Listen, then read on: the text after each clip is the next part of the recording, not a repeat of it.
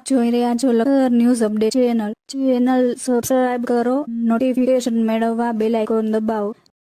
લખતર ન્યાય કોર્ટ દ્વારા ખોટું સોગંદનામું કરવાના કેસમાં ઓળખ ગામના વ્યક્તિને બાઇજત ભરી છોડી મૂકવામાં આવ્યા. લખતર મામલતદાર કચેરીના નાયબ મામલતદાર દ્વારા 2012ની અંદર ઓળખની વ્યક્તિ ઉપર ખોટું સોગંદનામું કરવા અંતર્ગત ફોજદારી કેસ દાખલ કરવામાં આવ્યો હતો. આ અંગે લખતર નામદાર કોર્ટમાંથી અને નામદાર કોર્ટની ઓનલાઈન વેબસાઇટ ઉપરથી મળતી માહિતી મુજબ લખતર તાલુકાના ઓળખ ગામના સિંધાભાઈ જગમાલભાઈ ઉપર લખતર મામલતદાર કચેરીના નાયબ મામલતદાર દ્વારા ખોટું સોગંદનામા કરવા અંતર્ગત કેસ દાખલ કરવામાં આવ્યો હતો. આ કેસ લખતર નામદાર કોર્ટમાં કેસ નંબર ફોજદારી કેસ 252/2000થી 2012થી ચાલી રહ્યો હતો.